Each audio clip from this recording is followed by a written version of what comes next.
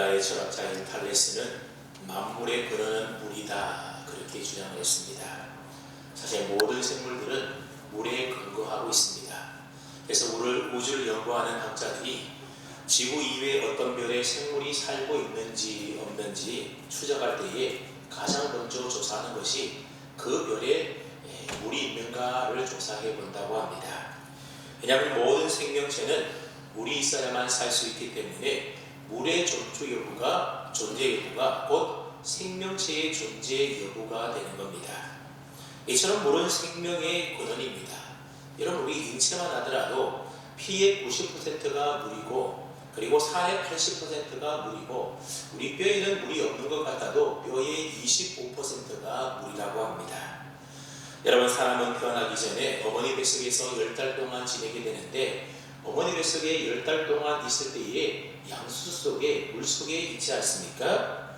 그러니까 사람은 물과 더불어서 함께 태어나고 물과 더불어 살아간다, 그렇게 말할 수 있습니다. 그래서 태아는 97%가 물이고, 신생아는 77%가 물이고, 그리고 어린아이는 70%, 성인들은 60%, 그리고 나이가 들어서 노인이 되게 되면 수분이 50%로 줄어들게 된다고 합니다. 결국 사람은 물이 점점 줄어들고 모자라서 죽게 된다는 겁니다. 우리가 병원에 가서 입원을 하게 되면 가장 먼저 링거액을 맞게 되는데, 그럼 링거액이라는 게 별거 아닙니다. 약간의 소금이 들어가 있는 생리식염수나 또는 포도당이 소량 들어있는 거의 맹물과도 같은 것이 바로 링거액입니다. 다시 말하면 물이 모자라서 아픈 경우가 많다는 겁니다. 여러분, 우리 인간의 모든 문명도 큰 강을 끼고 문명이 발달하지 않았습니까? 왜 그렇겠습니까? 인간이 살아가는 데 있어서 생명과도 같은 것이 바로 물이기 때문에 그렇습니다. 그래서 학자들에 따르면 어느 땅이든지 3년 동안 비 한 방울도 내리지 않는다면 그 땅은 사막으로 변하게 된다고 합니다. 반대로 사막이 된 지 1000년 이상 되는 땅이라 하더라도 그 땅에 물만 주면 옥토로 변하게 된다는 겁니다. 이처럼 사람의 생명뿐만 아니라 모든 생명체는 물 없이는 살아갈 수가 없고 존재할 수가 없는 겁니다. 그렇기 때문에 물은 모든 생명의 근원과 같다라고 말할 수 있는 겁니다. 여러분, 물을 마시지 않으면 우리가 살아갈 수가 없지 않습니까? 사람이 음식물을 섭취하지 않고 영양분을 섭취하지 않는다 하더라도 40일 이상을 견딜 수 있고 살 수가 있다고 합니다. 근데 물을 마시지 않게 되면 며칠밖에 견디지 못하는 겁니다. 바로 문제는 목마름이라는 겁니다. 여러분, 이 목마름이라고 하는 것은 우리의 생명과도 직결이 되어 있는 겁니다. 그래서 출애굽한 이스라엘 백성들이 광야 생활을 하면서 물을 마시지 못하게 되자 그들이 이성도 잃어버리고 신앙도 잃어버리고 그렇게 소리를 질렀던 것 아니겠습니까? 오늘 본문에 보면 십자가상에서 들려오는 불타는 듯한 목마름의 절규 소리가 들려옵니다. 바로 십자가 위에서 죽기 직전에 외치셨던 우리 주님의 외침이었습니다. 어떤 소리를 외쳤습니까? 내가 목마르다. 여러분, 내가 목마르다라고 하는 이 예수님의 말씀은 예수님께서 십자가 위에서 하셨던 가상실현 7마디 가운데 5번째로 하셨던 말씀입니다. 그러니까 우리 주님께서 십자가 위에서 하셨던 이 7마디 가상실현의 말씀들은 죄와 허물로 죽은 인류를 구원하기 위한 하나님의 완벽한 계획과 시나리오가 그대로 이루어지는 그 역사적인 구원의 현장 속에서 하셨던 아주 귀한 말씀들이라고 하는 겁니다.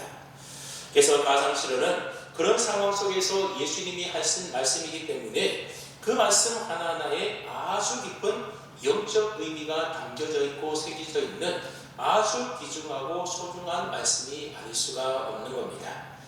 그러므로 예수님께서 십자가 위에서 하셨던 내가 목마르다라고 하는 이 말씀은 그저 예수님께서 단순히 빈사 상태에서 목이 말라서 육체의 한계 속에서 외쳤던 허공에 메아리치는 아무런 의미 없는 헛된 말이 결코 아니었다라는 겁니다. 단 한마디도 허투루 된 말이 없는 그 말씀 하나하나가 다 영적으로 깊은 의미를 담고 있는 주옥과도 같은 말씀들이었습니다. 그렇다면 여러분, 우리 주님께서는 왜 내가 목마르다 그렇게 외쳤던 것이겠습니까? 그 이유가 무엇이겠습니까? 내가 목마르다라고 하는 예수님의 이 외침 속에는 도대체 어떠한 큰 영적 의미가 담겨져 있기에 인류를 구원하시기 위하여 매달려 죽어가는 그 십자가에 위해서 내가 목마르다 이 말씀을 하신 것이겠습니까? 먼저 오늘 본문에 보았더니 성경을 응하게 하시려고 내가 목마르다 예수님이 그렇게 말씀하셨다는 겁니다. 한번 28절 말씀을 보십시오. 우리 한번 28절 말씀 다시 한번 읽어볼까요? 28절입니다. 시작. 성경을 응하게 하려 하사 이르시되 내가 목마르다 하시니 이 말씀에 봤더니 성경을 응하게 하시려고 내가 목마르다 그렇게 예수님이 말씀하셨다는 겁니다. 그 다음 도대체 성경에 어떤 말씀을 이루시기 위하여 예수님께서는 십자가 위에서 내가 목마르다 그렇게 말씀하신 것이겠습니까? 오늘 보면 28절 말씀에 보면 내가 목마르다 라고 하는 이 글씨가 예수님이 하신 말씀이기 때문에 빨간 글씨로 되어 있지 않습니까? 그 빨간 글씨로 되어 있는 앞에 보면 아주 작게 니은이라고 되어 있고 그리고 성경 아래쪽 관줄 안에 보게 되면 니은하고 시편 69편 21절 그렇게 관줄을 달아 놓았습니다. 여러분 이 시편 69편 21절이 어떤 말씀인지 여러분 앞에 자막이 있죠? 제가 한번 읽어볼 테니까 들어보십시오. 그들이 슬개를 나의 음식물로 주며 목마를 때에는 초를 마시게 하였사오니 이 말씀 바로 시편 69편 21절에 기록되어 있는 말씀입니다. 예수님은 바로 이 말씀을 이루기 위하여 내가 목마르다 그 말씀을 하셨다라는 겁니다. 그런데 여기서 시인이 배가 고파서 먹을 것을 달라 했더니 원수들이 무엇을 줬다고 말합니까? 스빗은 쓸개를 주었다 말을 합니다. 그리고 목이 말라서 마실 물을 달라 했더니 이번에는 시큼한 식초와 같은 물을 주었다라는 겁니다. 근데 이 시편 69편 21절의 말씀이 예수님이 십자가 위에서 그대로 성취한 말씀이라고 하는 겁니다. 먼저 마태복음 27장 34절 말씀에 보면 이런 말씀이 있는데 쓸개탄 포도주를 예수께 주어 마시게 하려 하였더니 예수께서 맛보시고 마시고자 아니하시더라. 그렇게 마태복음 27장 34절에 기록되어 있습니다. 즉 골고다 언덕에 예수님이 십자가를 들고 도착하셨을 때에 로마 군인들이 예수님에게 쓸개탄 포도주를 억지로 마시게 하려고 했던 겁니다. 하지만 예수님은 그 쓸개탄 포도주를 마셨다라는 겁니까? 마시지 않았다는 겁니까? 마시지 않고 거절했다라는 겁니다. 그에 대하여 오늘 본문 29절 말씀에 보게 되면 신포도주를 적신 해면을 우술초에 메어서 예수님의 입에 대었다라고 말하고 있습니다. 즉 목마른 예수님께 신포도주를 입술에 죽이도록 해 주었다라고 하는 말입니다. 그래서 이 두 말씀을 종합해 보면 어떤 말이 되는가 하면 예수님께서는 쓸개탄 포도주는 거절하시고 마시지 않았지만 신포도주는 입에 대셨다라는 말입니다. 그렇다면 여러분 왜 예수님께서는 쓸개탄 포도주는 거절하시고 신포도주는 입에 대신 것이겠습니까? 어떤 사람들은 골고다 언덕에 예수님이 처음 왔을 때는 나름대로 그때는 목마름이 좀 덜했기 때문에 참을만 하셔서 거절했던 것이고 십자가에 달려 죽기 전에는 내가 목마르다고 외칠 만큼 극심한 목마름에 갈증이 생겨서 도저히 참을 수 없어서 그렇게 허락했다 그렇게 말을 합니다. 여러분 그러나 그렇지가 않다라는 겁니다. 예수님께서 거절하셨던 쓸개탄 포도주라는 것은 무엇인가 하면 쓸개처럼 아주 쓴맛이 나는 황각 성분이든 약초를 타서 만드는 일종의 아편과도 같은 것이다 말할 수 있습니다. 즉 쓸개란 포도주는 십자가에 못 박히기 전에 그 고통을 덜어주기 위하여 사람의 정신을 약간 흐리게 만드는 일종의 환각제와도 같았던 겁니다. 저는 가끔 요로결석 때문에 참 고생하는 경우들이 많은데 아마 여러분들 가운데 요로결석에 걸려보신 분들은 아실 겁니다. 이 요로결석에 고통이 오게 되면 그 고통이 얼마나 심한지 정말로 까무라치기 일보 직전까지의 큰 고통을 느끼게 됩니다.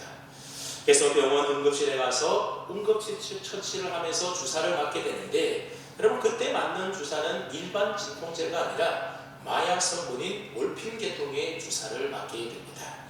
그러면 참을 수 없을 만큼 극심했던 고통이 줄어들면서 이제 나름대로 좀 참을 만해지게 되는 겁니다.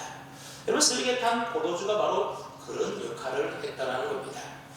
그래서 로마 군인들은 십자가에 못 박기 전에 그 고통을 어떻게 하면 좀 감수해 줄까 싶어서 쓰레기에 탄 포도주를 마시게 하려 했던 겁니다. 근데 예수님은 고통을 감해주고 덜어주는 이 쓰레기에 탄 포도주를 마셨다라는 겁니까? 거절했다는 겁니까? 마시지 않고 거절했다라는 겁니다. 여러분, 왜 거절했겠습니까? 그것을 마시면 고통을 덜 받을 수 있는데 여러분, 왜 그 고통을 덜 받는 그것을 거절했던 것이겠습니까? 예수님은 환각 상태에서가 아니라 온전한 제 정신을 가지고 십자가의 모든 고통을 다 몸소 겪으시고 감당하기 위해서 거절하셨다고 하는 겁니다. 반면에 오늘 본문에 나오는 신포도주는 그렇다면 왜 거절하지 않으셨겠습니까? 그것은 식초에 가까운 신포도주는 오히려 사람으로 하여금 정신을 더 번쩍 차리게 만드는 음료였다는 겁니다. 여러분, 우리들도 가끔 운전하다가 졸리게 되면 그 졸음을 깨우기 위하여 정신을 차리기 위해서 시큼한 맛이 나는 캔디나 또는 민트향 껌을 씹을 때가 있지 않습니까? 저도 예전에 학창시절에 밤샘 공부를 하면서 한 번은 너무나 졸려서 잠을 깨기 위해서 눈 밑에다가 물팥을 발랐는데 눈이 뜨겁고 화끈거려서 정말 잠이 달아나는 정도가 아니라 큰일 날 뻔한 적이 있었습니다. 무슨 말인가 하면 예수님께서 십자가 위에서 목이 마르시고 신 포도주를 마신 것은 예수님께서 끝까지 온전히 깨어있는 그 정신 상태를 가지고 십자가의 고통을 더 생생하게 그대로 다 당하기 위하여 그렇게 하셨다는 겁니다. 결코 고통을 격감시키기 위한 인위적인 방법을 사용하지 않았다는 겁니다. 또 의식이 흐릿해져갈 때도 신포도주를 마심으로 맑은 정신 속에서 끝까지 십자가 위에서의 그 모든 고통을 몸소 담당하셨던 것입니다. 왜냐하면 예수님은 자신이 십자가의 모든 고통을 온전히 받아야 될 그 이유에 대하여 분명히 알고 계셨기 때문에 그렇습니다. 죄로 인하여 인간이 받아야 될 모든 고통을 예수님이 지금 대신 십자가 위에서 담당하고 계시기 때문에 우리 주님은 그 십자가 위에 못 박혀 그 모든 인간이 받아야 될 고통을 대신 받고 있는 겁니다. 그러니 죄인인 인간이 죄값으로 받아야 될 그 모든 고통을 하나도 가감없이 온전히 다 겪으셔야만 했던 겁니다. 그래야만 인류를 향한 하나님의 구원의 역사가 온전히 이루어진다는 사실을 예수님은 너무나도 잘 알고 계셨던 겁니다. 구약성경 시편 69편 21절은 바로 이러한 사실에 대하여 예언해 놓은 말씀이라는 겁니다.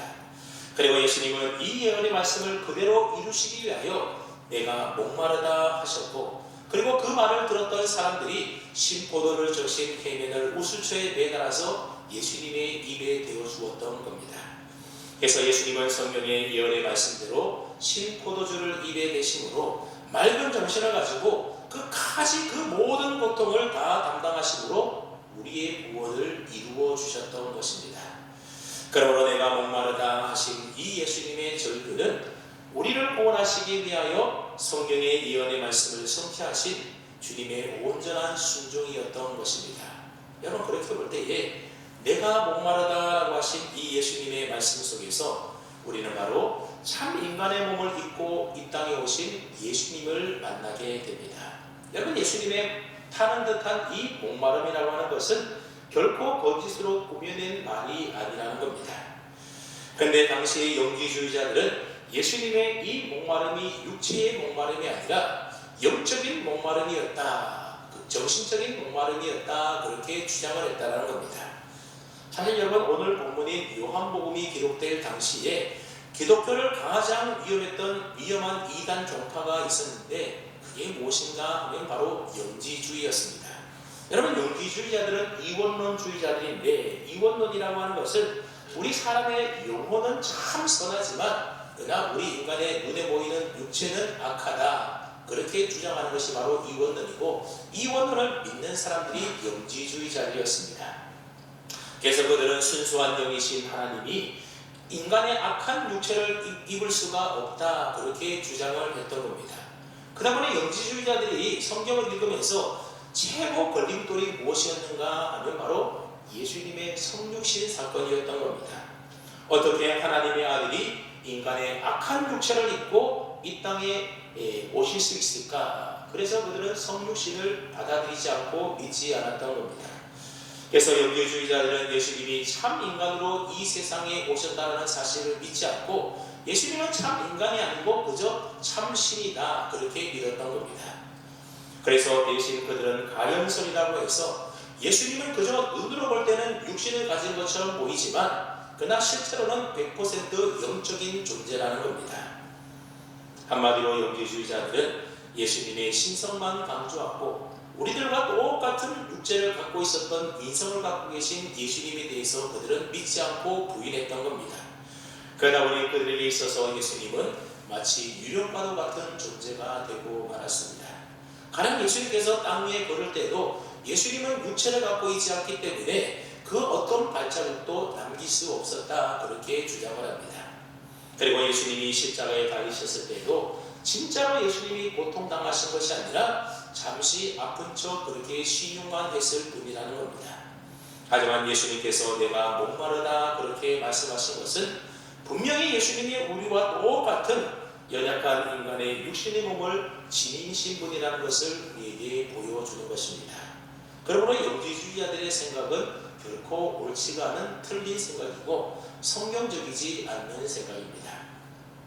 여러분, 예수님은 100% 하나님으로 신성을 갖고 계신 분입니다. 그러나 동시에 예수님은 100% 참 인간으로서 우리의 모든 죄악과 연약함을 십자가에서 대신 짊어지신 분이라는 겁니다.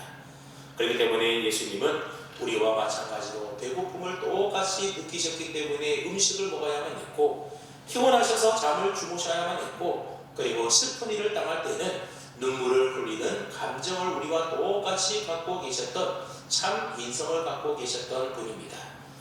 이처럼 예수님은 참 인간이셨기에 십자가에 위에서 타는 듯한 그 목마름으로 인하여 괴로워했던 것입니다. 그러는 것이 예수님은 십자가 달리기 전날 밤부터 십자가에 못 박혀 돌아가시기까지의 시간을 신학자들이 약 13시간이다 그렇게 주장을 하는데, 여러분, 예수님은 이 13시간 동안 숨가쁘게 이리저리 걸려다니면서 온갖 신문과 재판을 받으시느라고 물 한 모금 마시지 못했던 겁니다.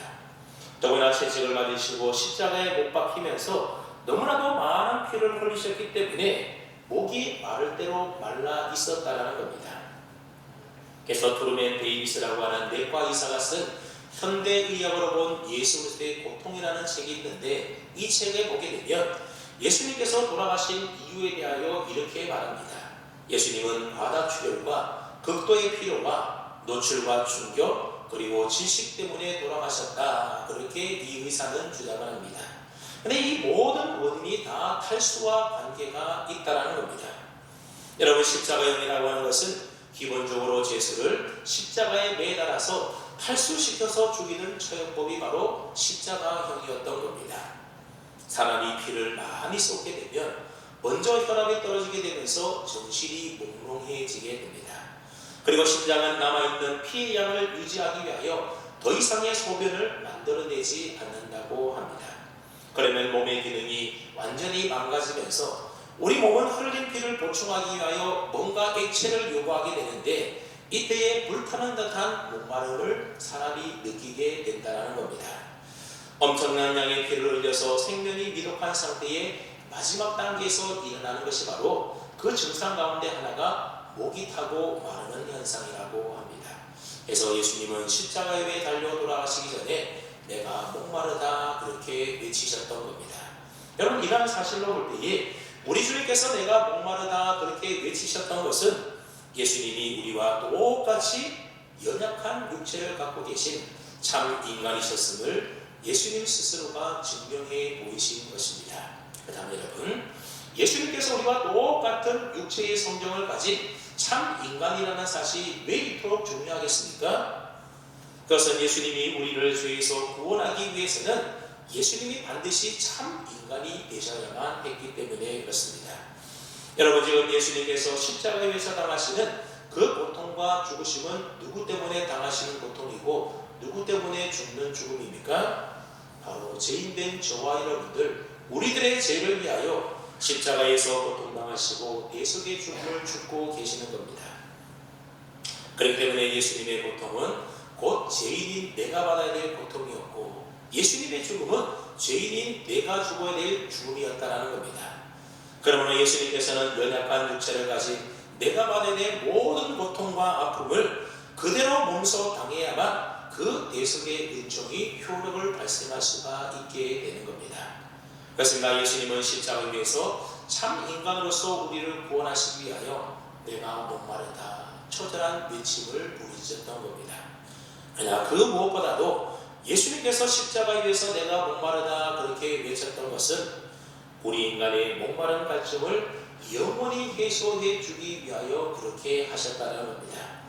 여러분, 우리 인생에 있어서 가장 먼저 직면하게 되는 고통이 뭔지 아십니까? 그 고통이 바로 목마름이라고 합니다.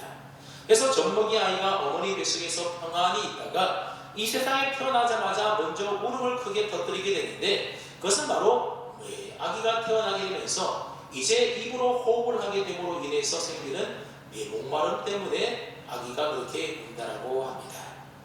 인간은 그때부터 평생 육신의 목마름 속에 살면서 주기적으로 수분을 꼭 섭취해야만 인간은 살아갈 수가 있게 되는 겁니다. 그러나 우리 인간에게는 육체의 목마름 말고도 영적인 목마름이 있다는 사실을 우리가 분명히 기억해야 됩니다. 근데 이 영적 목마름이라고 하는 것은 육체의 갈증보다도 훨씬 더 무섭고 끈질기다라고 하는 겁니다. 여간에서는 채워지지 않는 그 바닥을 모르는 갈증이 바로 영적인 갈증입니다. 그 다음에 여러분, 인간의 영적 목마름은 무엇 때문에 우리 인간들에게 찾아오게 되었고 언제부터 시작된 것이겠습니까? 우리 한번 예레미야 2장 13절 말씀, 우리 앞에 자막이 있죠? 한번 그것을 생각하면서 함께 읽어봅니다. 시작.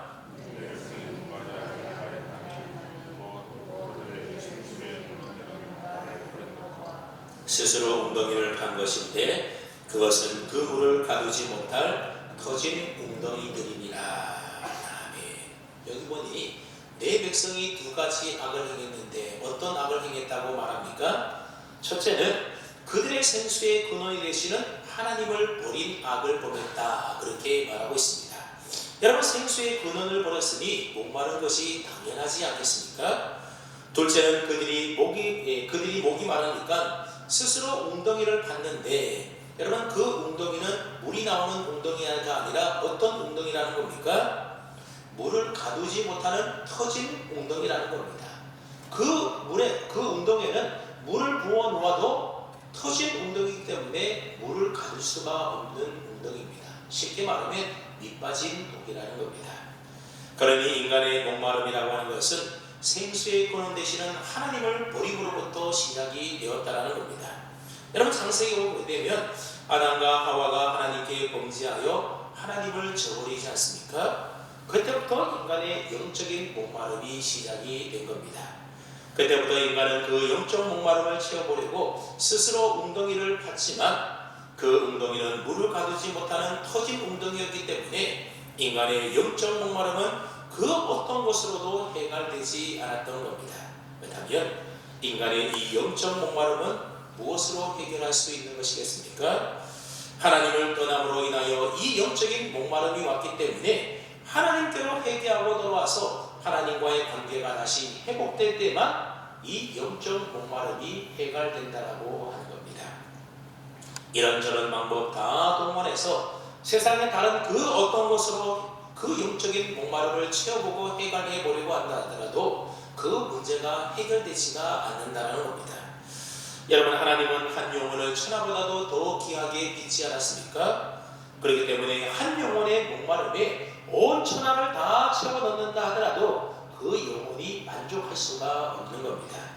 왜냐하면 우리의 영혼은 천하보다도 더 귀하고 크기 때문에 그렇습니다. 여러분, 이 사실을 정확히 아셔야만 합니다.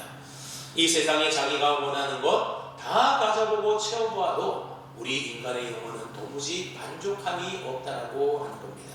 그런데도 우리 인간은 자꾸만 거기에 쏟는다라는 겁니다. 좀 더 큰 집에 살면 만족하겠지, 회사에 승진해서 저 위치까지만 올라가면 내가 만족하겠지. 내가 출세하고 성공해서 돈 많이 벌면 내가 만족하겠지. 근데 여러분, 정말로 그렇게 되면 아무 부족함이 없고 그 영혼이 만족스러울까요? 절대로 그렇지가 않다는 겁니다. 인간의 욕망은 끝이 없어서 마치 터진 웅덩이에 물을 붓는 것과 똑같다는 겁니다. 영적 목마름은 인간의 그 어떤 것으로도 채울 수가 없고 해결할 수가 없는 겁니다. 이것은 오로지 생수의 근원 되시는 하나님으로만 채워질 수가 있고 하나님으로만 해결할 수 있는 것이지 세상의 그 어떤 것으로도 채울 수가 없고 만족할 수가 없다는 겁니다. 여러분, 그것을 잘 보여주는 인물이 바로 성경에 나오는 솔로몬이지 않습니까? 여러분, 솔로몬은 이스라엘의 가장 전성기를 누렸던 왕입니다. 그는 인간적으로 가장 높은 자리였던 왕의 위치에 올랐던 사람이고 사람으로 가질 수 있는 모든 재물과 부귀영화를 다 누렸던 사람이고 수천 명의 왕비와 호궁을 보냈던 인물입니다. 그리고 자기가 하고 싶은 일, 그리고 자기가 가고 싶은 곳 마음대로 다 하며 살았던 사람이 바로 솔로몬이지 않습니까? 그랬던 그가 인생의 말년에 전도서 1장 2절에서 뭐라고 말합니까? 전도자가 이르되 헛되고 헛되며 헛되고 헛되니 모든 것이 헛되도다 고백하고 있습니다. 그럼 이 한 구절을 보게 되면 헛되도라고 하는 말이 5번이나 그렇게 반복해서 말할 정도로 자신이 누려봤던 세상의 모든 부귀영화가 어떻다는 겁니까? 다 만족스럽지 못하고 다 헛되다라고 고백하고 있습니다. 우리 생각에는 솔로몬이 누렸던 영화의 10분의 1 아니나 100분의 1만이라도 누리면 소원이 없겠다 싶지만 사실 그 모든 것 우리 인간이 다 누려봐도 하나님을 떠난 인간의 영적인 목마름이라고 하는 것은 그 어떤 것으로도 채울 수가 없고 만족할 수가 없다는 겁니다. 그래서 파스칼은 그의 책 탕세에서 이런 말을 했습니다. 하나님께서 인간을 만드실 때 하나님만이 채울 수 있는 빈 공간을 만들어 놓았다. 우리 인간의 영적인 공간이 있는데 그 빈 공간은 누구만이 채울 수 있다는 겁니까? 하나님만이 채울 수 있는데 사람들은 그 빈 공간에다가 하나님 대신 세상에 다른 그 어떤 것으로 물질로, 명예로, 권력으로, 인기로, 지식으로, 건강으로 이런 것들로 막 채우려고 하니 그런 것으로는 마치 여러분 터진 웅덩이와 같아서 그런 것으로 채울 수가 없다는 겁니다. 여러분, 원래 인간은 영적인 존재로 지음을 받았기 때문에 이 영적인 구멍이 채워지지 않으면 우리 인간은 영적인 목마름과 갈증으로 인해서 결코 만족할 수가 없고 행복한 인생을 살아갈 수가 없습니다. 그래서 사람들은 이 빈 공간을 채우기 위하여 돈과 명예와 권력과 인기와 지식을 추구하게 되는 겁니다. 왜냐하면 그런 것을 통해서 내가 가치 있는 사람이 되어서 남들보다 더 인정받는 존재가 되면 그 빈 공간이 채워질 줄로 사람들이 착각하며 살아가기 때문에 그렇습니다. 또한 수많은 사람들이 그 영적 갈증을 해결해보려고 술과 노름과 육체적 쾌락과 도박을 탐닉하게 된다는 겁니다. 그러나 그러한 것들은 다 인간 스스로가 만든 터진 웅덩이와도 같은 것뿐이라는 겁니다. 여러분, 터진 웅덩이에는 물을 채울 수가 없는 것처럼 그러한 것들을 가지고는 결코 우리 인간의 영적인 갈증을 채울 수가 없고 만족할 수가 없는 겁니다. 하나님 외에 이 세상에 다른 그 무엇으로도 그 빈 공간을 채울 수 있는 것이 있다라는 겁니까? 없다라는 겁니까? 없다라는 겁니다. 세상의 그 무엇으로도 우리 인간의 그 영적인 갈증을 해결할 수가 없는 겁니다. 여러분, 요한복음 4장에 보게 되면 이러한 영적인 갈증을 풀지 못해서 고민하는 한 여인이 나오지 않습니까? 이 여인은 남편을 5번이나 바꿔가면서 자신의 인생의 이 영적인 갈증을 해결해 보려고 했습니다. 첫째 남편인 정서방과는 정욕을 불태워봤지만 인생의 갈증이 해결되지 않았습니다. 둘째 남편이 금서방의 돈으로 인생의 갈증을 해결해 보려고 했지만 그것 또한 해결되지 않았습니다. 세 번째 남편인 지서방의 지식으로도, 넷째 남편인 권서방의 권세로서, 다섯 번째 남편인 명서방의 명예로도 인생의 갈증이 해결되지 않더라는 겁니다. 그렇다고 이 여인의 남편이 정말로 정서방, 금서방, 지서방, 명서방이었다는 게 아닙니다. 그래서 괜히 오해하지 말고 우리 목사님이 그러는데 요한복음 4장에 나오는 그 사마리아 여인에게 지서방도 있었고 명서방도 있었고 어디 가서 그런 얘기하면 참 곤란해지게 됩니다. 여러분, 제가 하려고 하는 말은 이 수가성 여인에게는 남편을 5번이나 바꾸어도 채워지지 않는 영적인 목마름이 있었는데 세상의 그 어느 곳으로도 그 목마름이 채워지지가 않다라는 겁니다. 그런데 이 여인에게 예수님이 뭐라고 말씀하셨습니까? 왜냐하면 요한복음 4장 13절 14절 앞에 자막이 있죠. 예수님이 여인에게 하신 말씀인데 무슨 말씀을 했었는지 함께 읽어봅니다. 시작.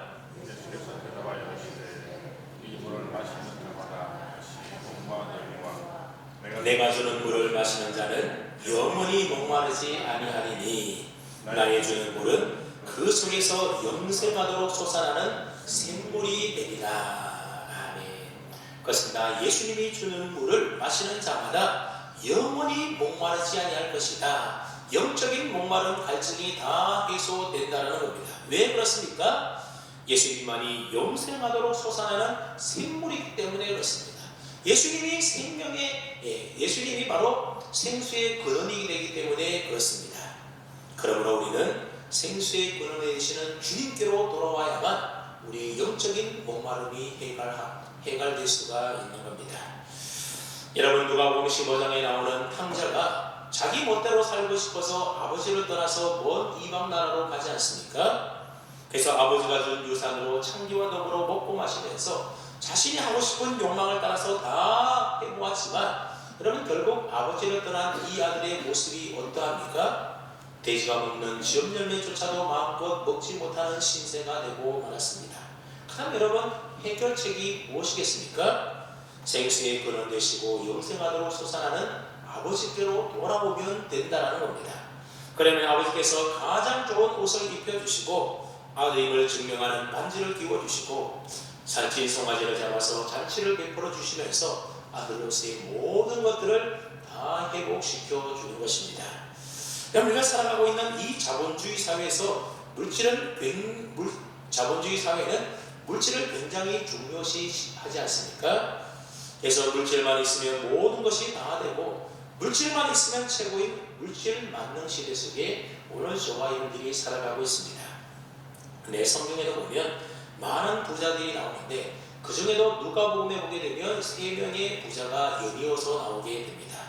누가복음 16장에 보게 되면 부자와 거지 나사로가 나오게 되고 누가복음 18장에 보면 부자 청년이 나오고 그리고 누가복음 19장에 보게 되면 부자 세리장이었던 삭개오가 나오게 됩니다. 그럼 누가복음 16장의 부자는 그가 어느 정도 부자였는가 하면 이 부자는 왕족이나 귀족이 입는 고운 자색 옷을 입었다 말하고 있습니다. 오늘날 말하면 명품옷만 입었다라는 겁니다. 그리고 날마다 호화롭게 즐기며 잔치를 벌였습니다. 보통 집은 잔치 한번 하게 되면 경제적으로 막 이리저리 흔들리는데 이 부자는 날마다 호화로이 즐기며 잔치를 벌일 정도로 그런 큰 부자였다라는 겁니다. 근데 우리가 알다시피 이 부자가 죽게 되자 어떻게 됩니까? 지옥에 떨어져서 타는 불꽃 가운데서 목마름의 고통을 받지 않습니까? 그래서 나사로를 시켜서 제발 내 혀 끝에 물 한 방울 좀 대달라, 그런 극심한 목마름에 처하게 됩니다. 그런가 하면 누가복음 18장의 부자 청년은 젊은 나이에 관리가 되었던 매우 출세한 청년이었습니다. 그는 어릴 때부터 율법을 다 지킨 사람이었고 영생에 대해서도 예수님에게 물을 정도로 영생에 아주 관심이 많는, 어떻게 보면 장래가 참 촉망되는 꽤 괜찮은 청년이었습니다. 하지만 이 청년은 재물을 팔아 가난한 자들에게 나눠주고 그리고 와서 나를 따르라 하신 이 예수님의 말씀을 듣고 그는 부자였기 때문에 근심하며 돌아갔다는 겁니다. 그러니 물질 때문에 영원히 목마르지 않는 영생을 놓쳐버렸으니 얼마나 안타까운 인생입니까? 물질로 영적인 만족을 취하보려고 해도 만족을 지을 수가 없는 겁니다. 그런가 하면 누가복음 15장에 나오는 세리장 삭개오는 어떻습니까? 그는 내국노라 욕을 먹든지 말든지 물질이 있어야만 힘을 쓴다라는 생각을 가지고 수방과 방법을 가리지 않고 돈을 모으고 부를 축적했던 사람이 바로 삭개오입니다. 그렇게 많은 물질을 모았는데 삭개오의 마음은 공허하고 만족이 없었던 겁니다. 오히려 다른 영적인 목마름에 결국 그는 예수님을 만나기 위하여 목나무 위로 올라가지 않습니까? 그래서 생수의 근원이신 주님을 만나게 되자 그가 어떻게 변했습니까? 자신의 재산을 팔아서 가난한 자들에게 나누어주고 토색한 일이 있으면 4배나 갚고, 그리고 생수의 근원이신 예수님으로 인해서 그는 참 만족을 누리고 영적인 목마름이 해결되니 물질에서 해방되어 청지기적 사명을 가지고 물질을 감당해 나가는 것을 보게 됩니다. 그래서 하나님이 기뻐하시는 방향으로 물질을 흘러보내지 않습니까? 영원히 목마르지 않는 솟아나는 샘물이신 예수 그리스도 안에서 진정한 목마름을 채우는 이 방법에 눈을 뜨지 못하게 되면 그의 인생이 바로 고달파지게 된다는 겁니다. 하지만 생수의 근원이신 주님을 만나게 되면 인생의 영적 문제, 목마름의 문제를 완전히 해결받을 수가 있는 것입니다. 여러분, 영생하도록 솟아나는 샘물이신 우리 주님을 만나게 되면 진짜로 만족할 수 있게 되는데, 어느 정도로 만족할 수 있게 되는가 하면 빌립보서 4장 11절 13절 말씀을 보면 사도 바울이 이런 고백의 말을 합니다. 내가 궁핍함으로 말하는 것이 아니라 어떠한 형편이든지 나는 자족하기를 배웠노니. 여러분, 자족하기를 배우는 자들이 우리 그리스도인들인 것입니다. 근데 바울이 자족하기를 배웠더니 어땠다라는 겁니까?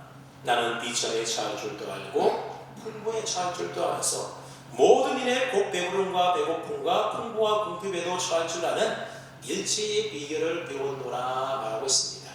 비천에 처할 줄도 알고 그와 반대되는 풍부에 처할 줄도 알고 배부름과 배고픔과 풍부와 궁핍에 처할 줄 아는 일체의 비결을 배웠다라는 겁니다. 다시 말하면 내가 어느 상황에 가 있든지 그 속에서 만족하고 자족할 수 있는 비결을 배웠다라는 겁니다. 어디에서 배웠다라는 겁니까? 내게 능력 주시는 자 안에서 배웠다라는 겁니다. 생수의 근원 되시는 주님 안에 내가 거했더니 어떠한 형편에 거하든지 자족할 수 있는, 만족할 수 있는 일체의 비결을 사도 바울이 배우게 되었다는 겁니다. 그래서 예수님께서 주시는 은혜의 생수로 우리가 충만하게 되면 조막이나 궁궐이나 매주 예수 모신 곳이 그 어디나 하늘나라가 되는 것입니다. 그래서 예수 믿는 사람은 별로 가진 것이 없고 별로 배운 것이 없고 그럼에도 불구하고 왜 기뻐하며 만족할 수 있는 것이겠습니까? 그래서 바로 환경을 뛰어넘어 참 만족할 수 있는 생수의 근원이 되시는 진짜 보배를 우리 마음에 품고 우리가 살아가기 때문에 그렇습니다. 그래서 하박국 선지자도 비록 무화과 나무가 무성하지 못하며 포도나무에 열매가 없고 감람나무에 소출이 없고 밭에 먹을 것 우리의 양이 없고 위안간에 소가 없을지라도, 여러분, 여기 나오는 6가지는 농경사회에서는 없어서는 안 돼 꼭 있어야 할 것들입니다. 이런 것이 있어야 우리 인간이 만족하며 살아갈 수가 있습니다. 그런데 하박국 선지자는 이런 것 다 없다 할지라도 나는 생수의 근원이 되시는 여호와로 인하여 즐거워하고 구원의 하나님으로 인하여 기뻐하겠다, 그렇게 노래하고 있지 않습니까? 그래서 나의 발을 사슴처럼 높은 곳에 다니게 하시는 하나님을 수금에 맞추어서 노래하겠다, 하박국이 그런 고백을 합니다. 그러므로 이사야 55장 1절 말씀을 우리는 귀 기울여야 하겠습니다. 너희 모든 목마른 자들아 물러 나오라. 돈 없는 자도 오라. 너희는 와서 사 먹되 돈 없이 값없이 와서 포도주와 젖을 사라 말씀합니다. 여러분, 어느 누구든지 예수님 앞에 나오기만 하면 모든 영적 갈증으로부터 해결받는 줄로 믿으시기를 바랍니다. 왜냐하면 주님이 주시는 물은 그 속에서 영원히 솟아나는, 영원히 목마르지 않게 해주시는 영원한 샘물이 되기 때문에 그렇습니다. 그리고 그 샘물이 흘러넘쳐 생수의 강이 되기 때문에 그렇습니다. 그러므로 누구든지 예수님을 믿으면 이 영적인 갈증이 해소되고 참만족과 기쁨을 영원토록 얻고 누릴 수 있게 되는 겁니다. 뿐만 아니라 그로부터 생수의 강이 솟아 다른 사람에게로 흘러가게 됩니다. 그래서 그를 통하여 그 주변 사람들까지 그 생수를 맛보며 살 수 있게 되는 겁니다. 그러니 누구든지 목마르거든 내게로 와서 마시라고 하는 이 주님의 초청에 응답하여 주님 앞에 나온 심령은 마치 물된 동산과도 같게 되는 것입니다. 그래서 거기에 생명이 살아나는 역사가 있게 되고 아름다운 꽃이 피게 되고 복스러운 탐스러운 열매가 맺혀지게 되는 것입니다. 이처럼 예수님을 우리의 심령에 모실 때에 기쁨과 만족과 평화와 영원한 노래가 있게 됩니다. 그렇다면 지금 여러분의 마음속에는 주님에게서 나오는 생수의 강이 흐르고 있습니까? 아직 그렇지 못하면 오늘부터 생수의 강이 흐르게 되시기를 바랍니다. 사랑하는 여러분, 예수님께서 십자가 위에 목마르심으로 우리 모든 영적인 목마름을 해결해 주셨습니다. 우리 인생의 끝모를 갈증을 해결하고 풀어주기 위하여 우리 주님은 기꺼이 십자가 위에서 목말라 주셨습니다. 그러므로 이제부터 목마른 사슴이 신인물을 찾기에 갈급한 같이 우리의 영혼이 날마다 주를 찾기에 갈급하며 사시기를 바랍니다. 그래서 영생하도록 솟아나는 샘물이신 우리 주님으로부터 생수의 강물이 여러분에게로 흘러넘쳐서 그래서 우리가 어떠한 형편에 처하는지 늘 자족하며 만족하며 기뻐하고 감사하며 승리의 삶을 살아갈 수 있는 저와 여러분 다 될 수 있기를 주님의 이름으로 축원합니다. 아멘. 하나님 아버지